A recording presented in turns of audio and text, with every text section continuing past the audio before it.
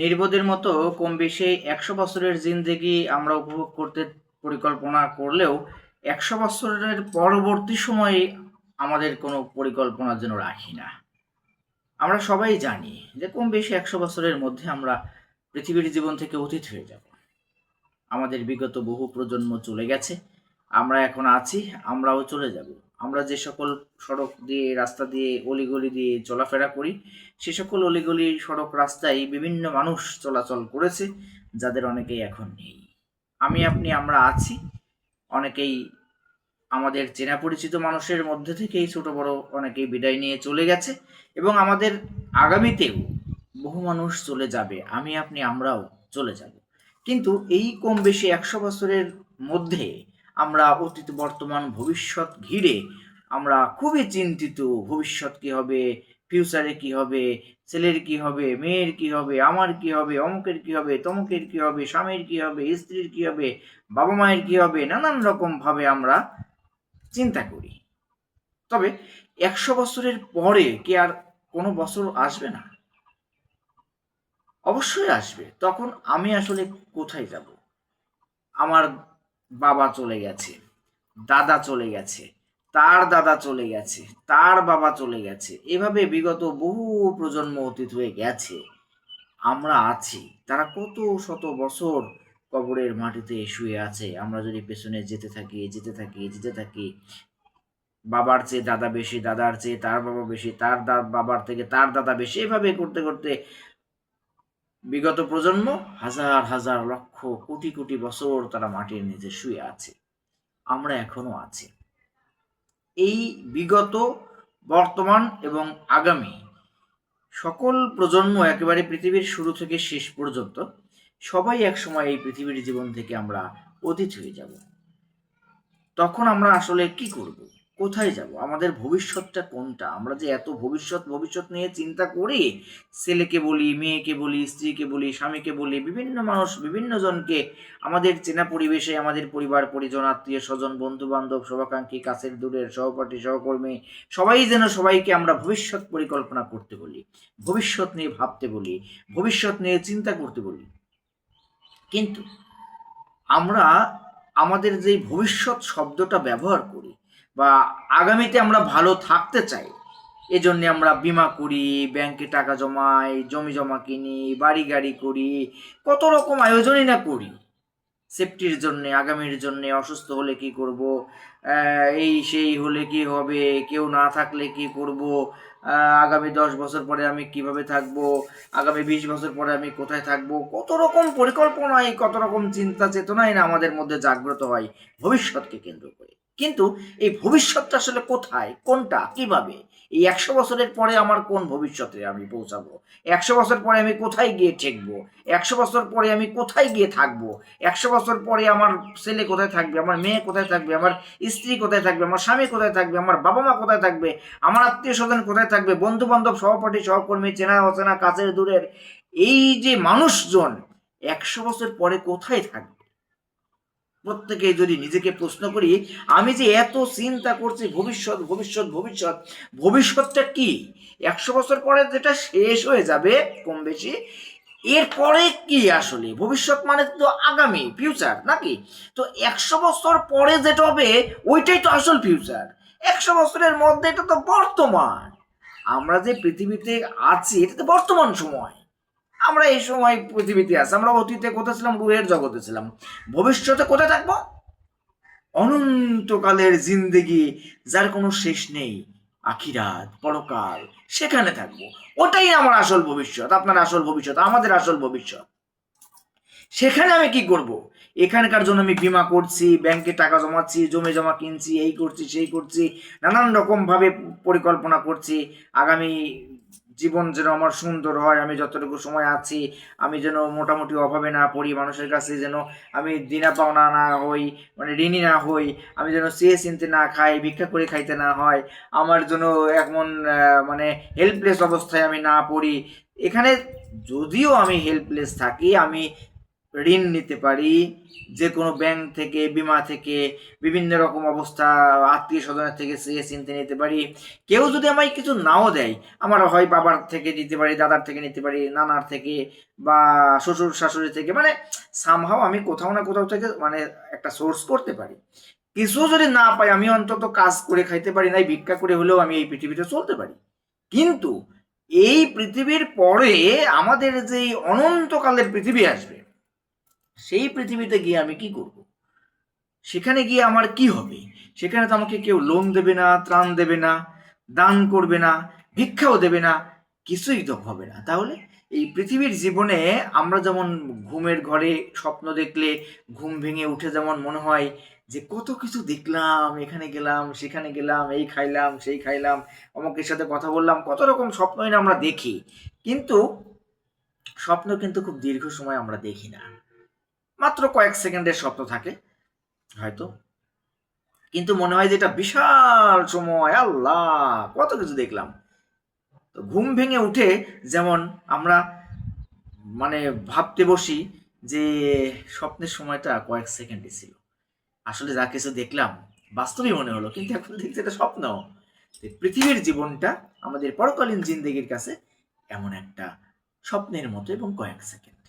আমরা এখানে যা কিছুই করি না কেন, পড়ালেখা, ব্যবসা বাণিজ্য, বিবাহ শাদী, এই ভ্রমণ টমন, এই সেই নানান কিছু, আড্ডাবাজি, যত কিছু আমরা করি না কেন, প্রিয়জন যত আমাদের আয়োজন, সমস্ত কিছুই এই বিনোদন শেষ হয়ে যাবে।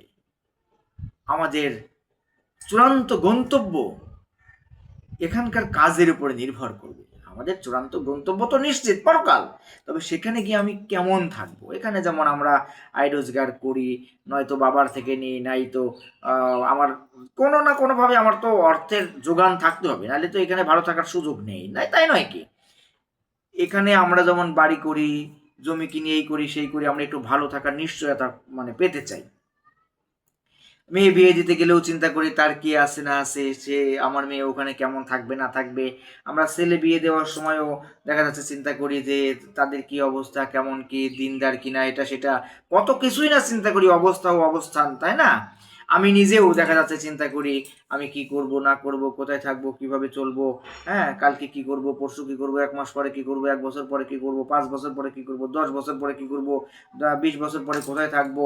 নানান রকম আমাদের চিন্তা পরিকল্পনার যেন মানে শেষ নেই, চাহিদার যেন শেষ নেই।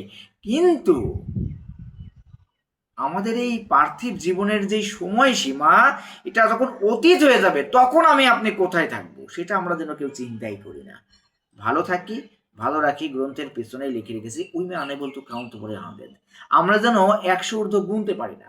আমরা জন্মদিন পালন করতে চাই 100 বছর, আমরা বাড়ি গাড়ি কিনি মানে প্রায় 100 বছরের চুক্তিতে, আমরা সড়ক বা অন্যান্য ব্রিজ মিরিজ অন্যান্য যা কিছুই করি, নির্মাণ করি বা এই করি, কেনাকাটা করি, সব কিছুই যেন কেমন যেন ওই 99 বছর বা 100 বছরের টার্গেট থাকে বা চুক্তি থাকে, তাই না? কিন্তু এই 100 বছর তো বহু 100 বছর অতীত হয়ে গেছে, এবং আরো আগামী বহু 100 বছর চলবে যদি আল্লাহ তাআলা চালান, তিনি ভালো জানেন। কিন্তু এই সময়, আমার যেই নির্ধারিত সময়, আমি 50-60 বছর 100 বছর বাঁচবো, আমার বিগত দিনে আমার বাবা ওরকম বেঁচেছে, তার বাবা এরকম বেঁচেছে, আগামী দিনে আমার ছেলে ওরকম বাঁচবে, মানে আমাদের প্রজন্ম আর কি, আমরা যে যেখানে আছে আমাদের প্রত্যেকের বিগত প্রজন্ম চলে গেছে, বর্তমান প্রজন্ম আছে, আগামী প্রজন্ম আসবে ইনশাআল্লাহ। তো এই যে সময়, এই যে মানুষের যে আমাদের একটা সার্কেল, আমাদের একটা সাইকেল, এই যে আমাদের একটা চক্র, এই সব কিছু মিলিয়ে আসলে প্রত্যেকেই নিজ নিজ সময়সীমা পার করে আমরা চলে যাচ্ছি এই পৃথিবী থেকে। বিগত যারা হয়ে গেছে তাদেরও স্বপ্ন ছিল, কামনা ছিল, বাসনা ছিল, যৌনতা ছিল, ভালোবাসা ছিল, প্রেম ছিল, আত্মীয় স্বজন, বন্ধু বান্ধব, শুভাকাঙ্ক্ষী, পাড়া প্রতিবেশী, পরিচিত, সহপাঠী, সহকর্মী, সবই ছিল। আমাদেরও কম বেশি আছে, আগামীতেও তাদেরও থাকবে। কিন্তু সবাই আমরা চলে যাব। এখানে নাম যশ খ্যাতি আমার থাক বা না থাক কোনো লাভ নেই। আমি মারা গেলে আমাকে কে মনে রাখলো, কে আমার স্মরণে করলো, সাইনবোর্ড টাঙালো, অনুষ্ঠান করলো, আয়োজন করলো, আমার স্মরণে নীরবতা পালন করলো, আমার স্মরণে ফুলের মালা দিল, তাতেও আমার কোনো লাভ নেই। মিলাদ মাহফিল দিলেও আমার কোনো লাভ নেই। বা আমাকে যদি কেউ স্মরণ নাও করে, আমার নামের উপরে যদি তারা রাগ ও প্রকাশ করে, প্রস্তাবও করে দেয়, আমার কোনো লস নেই যদি আমি আমল করে যাই। প্রত্যেকের আমল নামা অনুযায়ী তো হিসাব হবে, এর বাইরে কিছু না। আমরা এই পৃথিবীতে খুব সামান্য সময় নিয়ে এসেছি। আমাদের পরকালীন ভবিষ্যৎ ছিল আসল ভবিষ্যৎ, ওইটাই প্রকৃত ভবিষ্যৎ। এছাড়া আমাদের এখানকার জীবনে যে আমরা অতীত বর্তমান ভবিষ্যৎকে কেন্দ্র করে এই কম বেশি 100 বছরের মধ্যে সীমাবদ্ধ করে রেখেছে, আমরা হলো নির্বোধ, বোকা, ভোদাই, ঠিক আছে, আবাল। আমরা 100 বছরের মধ্যেই আমরা ভবিষ্যৎ ভবিষ্যৎ ভবিষ্যৎ নিয়ে চিন্তা করছি এমনভাবে যে পরকালকে ভুলে গেছি। পরকালকে ভুলে গিয়ে ইহকালীন ভবিষ্যৎকে ঘিরে আমাদের যত পরিকল্পনা, এই সবই ক্ষণস্থায়ী, সবই ঠুনকো, সবই যে কোনো সময় শেষ হয়ে যাবে। পরকালকে মাথায় না রেখে যারা ইহকালীন জিন্দেগিকে কেন্দ্র করেই জীবনের সময় শেষ করছে, তারা হলো ভোদাই, তারা হলো বোকাচোদা, তারা হলো আবাল, তারা হলো মূর্খ, তারা হলো নির্বোধ, তারা হলো অজ্ঞ, তারা হলো অকৃতজ্ঞ। মহান আল্লাহ তাআলা আমাকে আপনাকে এই পৃথিবীতে পাঠিয়েছেন শুধু এই পৃথিবীতে রঙ্গলীলা করার জন্য নয়, এই পৃথিবীতে রং তামাশা করার জন্য নয়, এই পৃথিবীতে খাওয়া দাওয়া মজা মাস্তি করার জন্য নয় রে বোকাচোদা।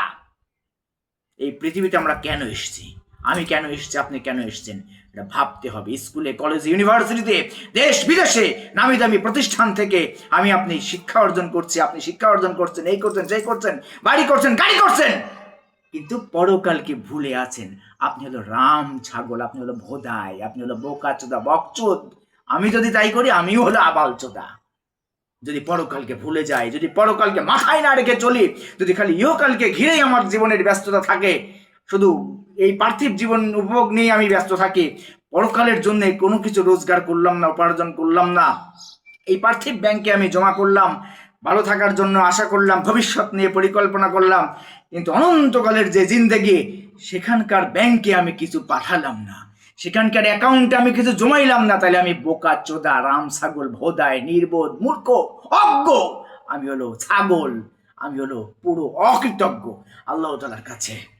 আল্লাহ তাআলা আমাকে আপনাকে পাঠিয়েছেন পরকালকে চিন্তা করে, পরকালের জন্য রোজগার করার জন্য। অথচ আমি এই পার্থিব জীবনে এসে রং তামাশা দেখে সব শালা বোকাচোদা বেশিরভাগ ভুলে গেছি, পরকালকে মাথায় রাখছি না। আমি শুধু এখানেই ভালো থাকতে চাচ্ছি, এখানকার জীবনকে সাজাতে চাচ্ছি।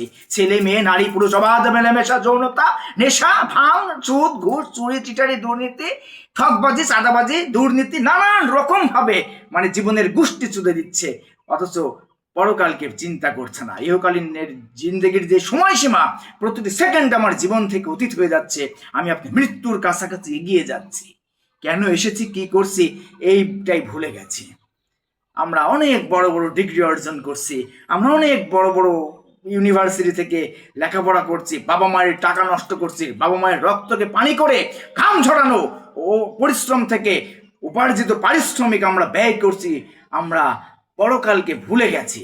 আমরা হলো ভোদাই, ভোদাই, আমরা ভোদাই। বিশেষ করে আমি যদি ওরকম হই, আমিও ভোদাই।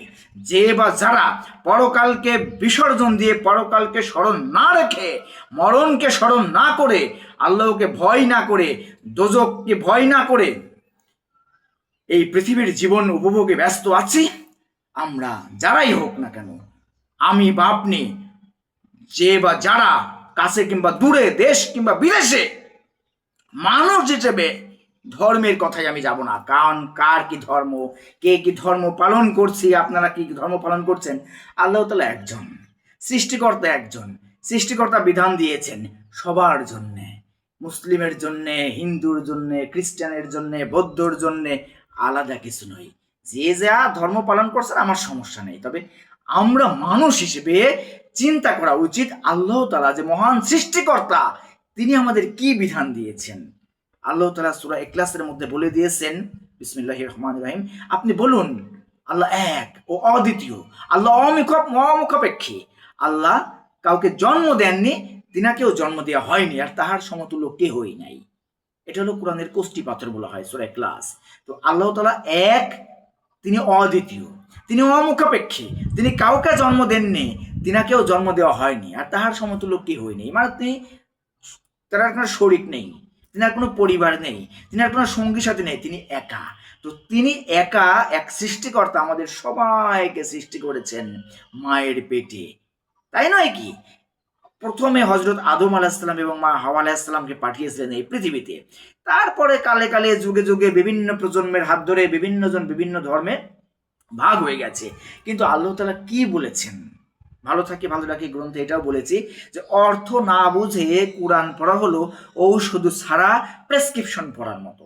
প্রেসক্রিপশনে যেমন লেখা থাকে ওষুধ, এটা খাওয়ার আগে, এটা খাওয়ার পরে, এটা এই কয় ফোঁটা, এটা এই কয় পিস, ইত্যাদি ইত্যাদি, এটা খাওয়ার এত মিনিট আগে, এটা খাওয়ার অত মিনিট আগে, মানে এটা খাওয়ার পরে, মানে এটা 2 দিন পরে, এটা 1 দিন পরে, নানান রকম নিয়ম শৃঙ্খলা আছে না।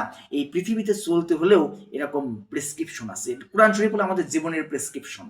আমরা কিভাবে চলবো, কোনটা করব, কোনটা করব না, কোনটা কিভাবে করব, আমরা সত্য সঠিক পথে চলবো, মিথ্যা বলবো না, হারাম খাবো না, অন্যায় করব না, চুরি সিটারি করবো না, জেনে ব্যভিচার করবো না, মদ গাঁজা খাবো না, আমরা সব কিছু আল্লাহ তাআলা বলে দিয়েছেন, কোনটা ভালো কোনটা মন্দ, কোনটা থেকে চললে তুমি, কোন পথে চললে তুমি ভালো থাকবা, কোন পথে চললে তুমি ক্ষতিগ্রস্ত হবা, কোন পথে চললে তুমি জান্নাতে যাবা, কোন পথে চললে তুমি জাহান্নামে যাবা।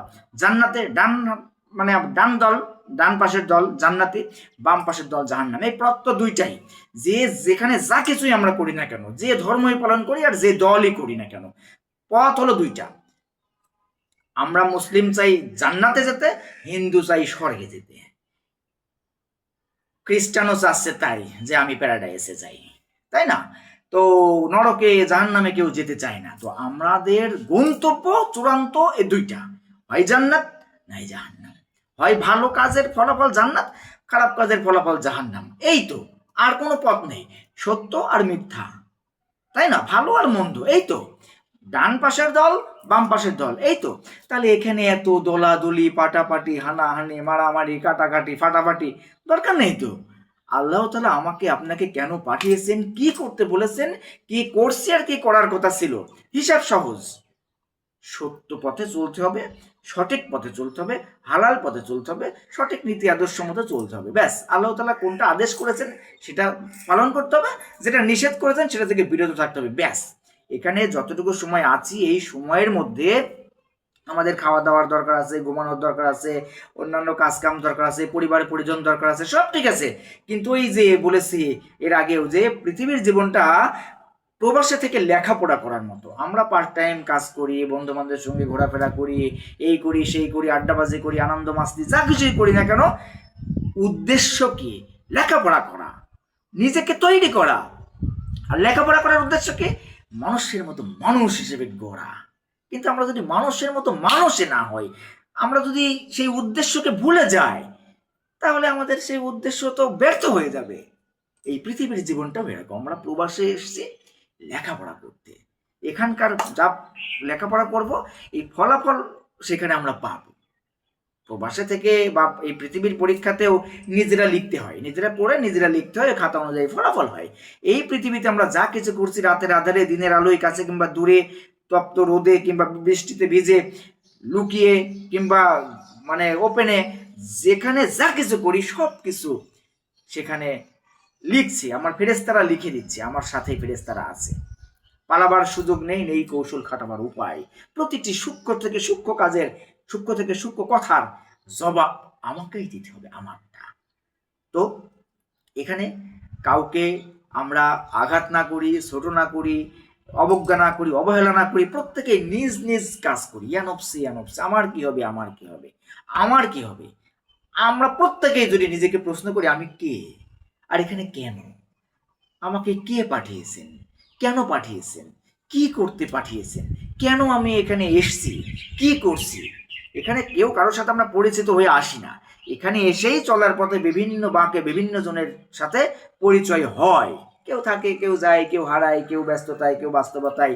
কিন্তু একটা সময় কিন্তু আমরা প্রকৃত অর্থে ওই একা হয়ে যাই, মায়ের পেটে একা, পৃথিবীতে এসছি একা, যাওয়ার সময়ও একা, কবরেও একা, ফুলসিরাতে একা, মিজানে একা, হাসরে একা, সব জায়গায় একা।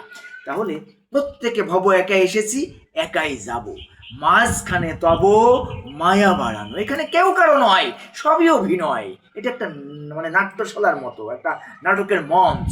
এখানে বিভিন্ন জন বিভিন্ন চরিত্রে আমরা আছি। তবে যতটুকু সময় আছি কারো উপকার করতে নাও যদি পারি, ক্ষতির কারণ সৃষ্টি না করি, ভালো থাকি, ভালো রাখি। এখানে এই পার্থিব জীবনে সবাইকে সবার ভীষণ দরকার, মিলেমিশে মিশন করি কারবার। যে যেখানে যে পেশাতে আছে আমাদের সবাইকে সবার কোনো না কোনোভাবে দরকার, মিলেমিশে মিশন করি কারবার। সে মিশনটা কি, সে ভিশনটা কি, সে সেশনটা কি, সে লেসনটা কি?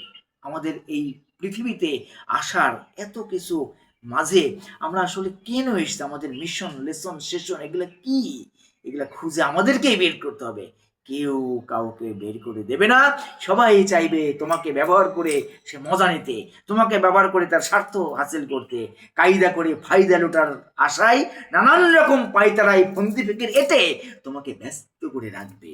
পরিবার, পরিজন, আত্মীয় স্বজন, সব জায়গায় কর্ম, যা কিছু বলো না কেন, এখানে সবাই যার যার ধান্দায় ব্যস্ত। কিন্তু এই ধান্দার ভেতরে আসল ধান্দায় যদি আমরা ব্যর্থ হয়ে যাই, আমার ধান্দা কি এই পরকালকে অর্জন করা, সেই ধান্দায় যদি আমরা ব্যর্থ হয়ে যাই, তাহলে আমরা পুরো জীবন কাল আমার জন্মই ব্যর্থ, আমার জন্মই ব্যর্থ। আল্লাহ তাআলা বলে দিয়েছেন, সেই ব্যক্তি তো আসল সফল, সেই ব্যক্তি তো প্রকৃত সফল।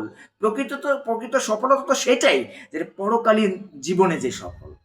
সেখানে জিজ্ঞেস করা হবে না তোমার নাম, যশ, খ্যাতি, অর্থ, করি, সুপরিচিতি, তোমার শিক্ষাগত যোগ্যতা, বংশীয় মর্যাদা, তোমার কোথায় কি কি অর্জন করেছো, উপার্জন করেছো, কিছু জিজ্ঞেস করা হবে না।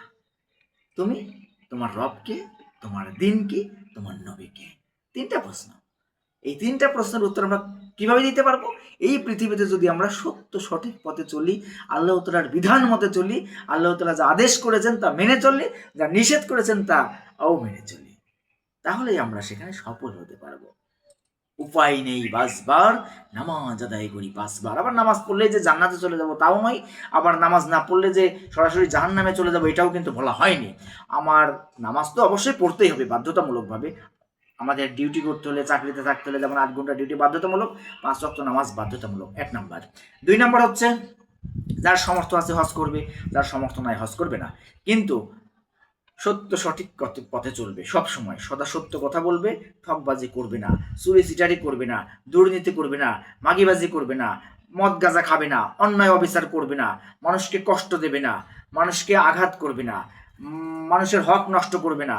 হ্যাঁ, এই যে মানে নানান রকম আরো আছে না আল্লাহ তাআলার বিধান, এগুলো আমরা মেনে চলতে হবে। আমাদের কিছু থাক বা না থাক, আমি হজ করি আর না করি, জাকাত দেই বা না দেই, যদি জাকাত দেওয়ার মতো সমর্থ হয় তাহলে তো অবশ্যই জাকাত দিতে হবে এবং সঠিকভাবে দিতে হবে। কিন্তু কথা হচ্ছে মানে এই সবই নিয়ম মেনে চলতে হবে। যে বললাম কোরআন শরীফ একটা প্রেসক্রিপশনের মতো, ওই প্রেসক্রিপশন অনুযায়ী ওষুধ খেতে হবে, ব্যাস। তাহলে আমাদের ইহকালেও ভালো, পরকালেও ভালো। আমরা ইহকালেও ভালো থাকতে পারবো, যেই ভবিষ্যৎ নিয়ে আমরা চিন্তিত, এই ভবিষ্যৎ আমাদের ভালো হবে, বর্তমানও ভালো হবে, আজই আগামী, আগামী অতীত। আমাদের আজও ভালো হবে, আগামীও ভালো হবে।